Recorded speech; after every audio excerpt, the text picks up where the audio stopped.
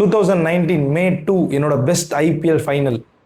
Mi versus CSK. CSK 2 run அடிச்சா அவங்க கையில் கப்பு. அந்த பக்கம் மேட்சோட லாஸ்ட் பால் லஷித் மலிங்கா கையில். என்ன நடக்க போகுது அப்படின்னு திக்குன்னு உட்காந்துருந்த அந்த நிமிடங்கள் என்னோட ஃபேவரட் மேட்சை தான் நான் இந்த வீடியோவில் உங்களுக்கு எக்ஸ்பிளைன் பண்ண போகிறேன். இது வரைக்கும் நீங்கள் அந்த வீடியோவையோ அந்த மேட்சையோ பற்றின எந்த தகவலும் இல்லைங்கன்னா கண்டிப்பாக எதுவுமே பார்க்காதீங்க. Will get in to the video. பயங்கர இன்ட்ரெஸ்டிங்காக இருக்கும், ஐ ப்ராமிஸ் யூ. அந்த மேட்ச் பயங்கர சத்தமாக எவ்வளோ சவுண்டு கேட்க முடியுமோ அவ்வளோ சவுண்ட் டிவியில் கேட்டுட்டு இருந்துச்சு. ஏன்னா க்ரௌட் அவ்வளோ சேரப் பண்ணிட்டு இருந்தாங்க. ஐபிஎலோட மிகப்பெரிய rivals men in blue and men in yellow, சிங்கத்துக்கும் மும்பை இந்தியன்ஸுக்குமான மிகப்பெரிய வாராக இருக்க போகுது அப்படின்னு சொல்லி எல்லாரும் ரொம்ப எக்ஸைட்டடாக உட்காந்துருந்தோம். மென் ஆஃப் ரோஹித் சர்மா அவங்க தான் பேட்டிங் இறங்கினாங்க. டிகாக் ஃபஸ்ட்டு பவர் பிளேயில் பிரித்து மேஞ்சிருப்பார்ல, அவ்வளோதான், ரன் எங்கேயோ போகுது அப்படின்னு நினச்சிட்டு இருக்கும்போது டிகாக்கோட விக்கெட் விழும். அதுக்கப்புறம் அந்த மேட்ச்சில் பெரிய ஸ்கோர்ஸ் வரவே இல்லை. இஷான் கிஷான் ஒரு 25 ரன் அடித்து ஒரு கேமியோ கொடுப்பாரு. அவ்வளோதான், இவங்க ஒரு 120 130 முடிஞ்சிருவாங்கன்னு நினைக்கும் போது பொல்லாட் எங்கேருந்தோ வந்து பயங்கர வேகமாக ஒரு ரன்களை சேர்த்து ரன்னை எடுத்துகிட்டு போகலாம் அப்படின்னு முயற்சி பண்ணும்போது அவரோட விக்கெட்டும் விழுந்துடும். ஸோ மொத்தமாக கிட்டத்தட்ட 170 எதிர்பார்த்துட்டு இருந்த மும்பை இந்தியன்ஸ்க்கு கையில் கிடச்சது வெறும் 149 தான். ஏன்னா சிஎஸ்கே சரியான சீரான இடைவெளிகளில் விக்கெட்டை எடுத்துக்கிட்டே இருந்தாங்க. எல்லாரும் பயங்கர எக்ஸைட்டடாக இருந்தாங்க. ஏன்னா சிஎஸ்கேவுக்கு அது ரொம்ப ஈஸியான கேமாக இருக்கும் அப்படின்னு நாங்கள் எல்லாரும் நம்பினோம். ஏன்னா அந்த பக்கம் ஓப்பனிங் இறங்க போகிறது ஃபேஃப் டு பிளிஸஸும் ஷேன் வாட்சனும். அன்னைக்கு அவங்க இன்ஃபார்மில் இருந்தாங்க.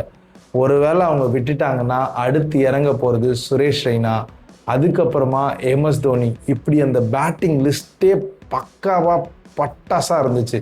ஸோ ஈஸியாக ஜெயிச்சிருவாங்க அப்படின்னு நினச்சி செகண்ட் இன்னிங்ஸ்க்கு நல்ல சாப்பாடை போட்டு வந்து உக்காந்தா என்ன நடந்துச்சு அப்படின்னா, நம்ம நினச்ச மாதிரியே டூப்ளசிஸ் பிரித்து மேய்கிறாரு. ஃபஸ்ட்டு 3 ஓவர்லேயே 30 ரனுக்கு மேலே அடித்தாச்சு. 150 3 ஓவரில் 30 வந்துருச்சுன்னா 120 ஒரு மேட்ரே இல்லை அப்படின்னு நாங்களாம் சிரித்து ஜாலியாக பார்த்துட்டு இருக்கும் போது தான் அந்த விக்கெட் விழுந்துச்சு.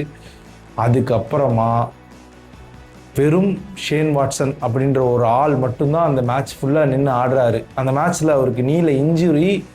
ஒரு பர்டிகுலர் சீனில் அவர் கால்லேருந்து ரத்தம் வருது, விசிபிளி தேட்டருன்ற பார்த்தீங்களா, தேட்டர் மாதிரி தான் இருந்துச்சு. கிட்டத்தட்ட கிரவுண்டில் இருக்கிற எல்லாருக்குமே தெரிஞ்சுது அந்த பிளட்டோட அவர் விளாடுறாரு. அவர் கிவ் அப் பண்ணவே இல்லை, அவர் மட்டும் தனியால் விளாண்டுட்டுருக்காரு அந்த பக்கம்.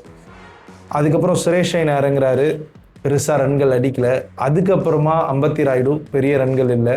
அப்புறமா பெரிய சத்தத்தோட பெரிய உருமலோட the king of Chennai Super Kings MS Dhoni உள்ளே இறங்குறாரு.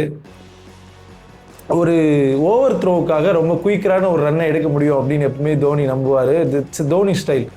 அப்படி ஒரு ரன்னை ஓடும்போது ஒரு ரன் அவுட், அதுக்கான ரிவ்யூ போகும். அது இப்போ வரைக்கும் கான்ட்ரவர்ஷியலாக தான் இருக்குது. லைன் மேலே அவர் இருந்ததா ஒரு வியூலையும், லைனை விட்டு வெளியே இருந்ததா ஒரு வியூலையும் இருக்கும். பட் ரொம்ப நேரம் அனாலிசிஸ்க்கு அப்புறம் தோனி அவுட்டுன்னு சொல்லி அனுப்பிச்சிருவாங்க.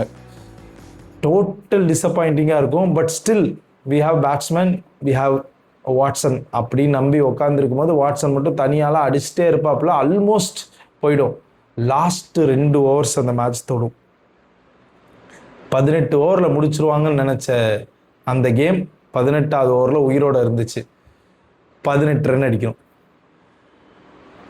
பும்ரா தான் 19வது ஓவரை போட வருவார். இந்த ஓவரில் மேட்ச் முடிஞ்சிரும் அப்படின்னு நினைக்கும் போது அந்த ஓவர் ரொம்ப பயங்கரமாக டாட்டு டூஸு அந்த மாதிரி தான் போகும். கிட்டத்தட்ட 5 பாலுக்கு 5 ரன் தான் கொடுத்துருப்பாரு.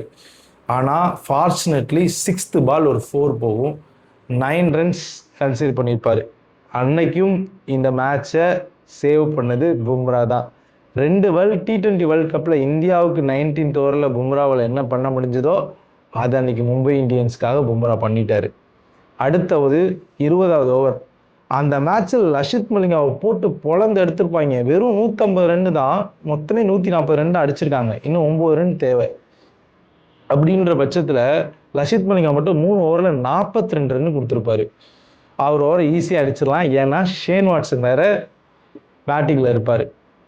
அந்த பக்கம் ஜடேஜா யோசிக்கவே வேண்டாமே அப்படின்ற மாதிரி இருந்துச்சு இல்லையா. அந்த லாஸ்ட் ஓவர் தான் திக்குன்னு போச்சு. ஃபர்ஸ்ட் பால் மலிங்கா வாட்ஸனுக்கு போட்ட ஃபர்ஸ்ட் பால் 1 ரன். அதுக்கு அடுத்த பால் ஜடேஜா மீட் பண்ணுவார், மறுபடியும் 1 ரன், 2 ரன். அதுக்கு அடுத்த பால் வாட்ஸன் மீட் பண்ணுவார், மறுபடியும் 2 ரன். மொத்தம் 4 ரன் வந்துருச்சு. இன்னும் 5 ரன் தான் வேணும். எத்தனை பால்ல? 3 பால்ல வெறும் 5 ரன் தான் வேணும். அந்த பால் 4th பால் வேகமாக ஓட ஆரம்பிச்சு 2 ரன்னா மாற்றலாம் முயற்சி பண்ணும்போது வாட்ஸன் ரன் அவுட் ஆயிடுவார்.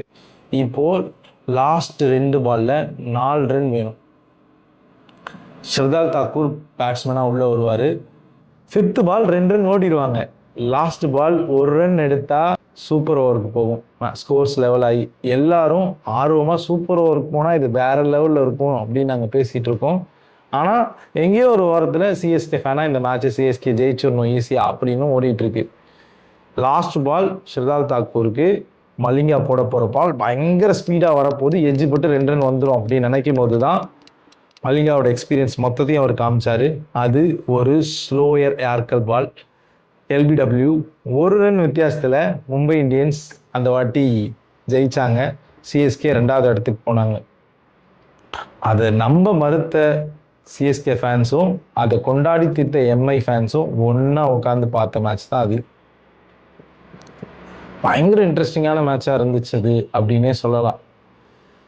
இதே மாதிரி உங்களுக்கு பிடிச்ச பயங்கர இன்ட்ரெஸ்டிங்கான மேட்ச் எதுன்றதை கமெண்ட்ல சொல்லுங்க. இதே மாதிரி லாஸ்ட் பால் வரைக்கும் போய் ஆனால் சிஎஸ்கே ஜெயிச்ச இன்னொரு ஃபைனல் இருக்கு. அதை தான் அடுத்த வீடியோவில் நான் எடுத்துகிட்டு வர போகிறேன். ஐபிஎல் சம்பவங்கள் தொடர்ந்து லோடிங். அடுத்த 2 மாதத்துக்கு ஐபிஎல் திருவிழா தான். அதை பற்றி நம்ம பேசிகிட்டே இருக்க போகிறோம். மறக்காமல் சப்ஸ்கிரைப் பண்ணிக்கோங்க, லைக் பண்ணிட்டு போயிடுங்க. உங்களோட favourite IPL match, IPL team எதுன்றதை கமெண்ட் பண்ணுங்கள். ஃப்ரெண்ட்ஸுக்கெலாம் ஷேர் பண்ணுங்கள். We will talk cricket for next 2 months. Thank you.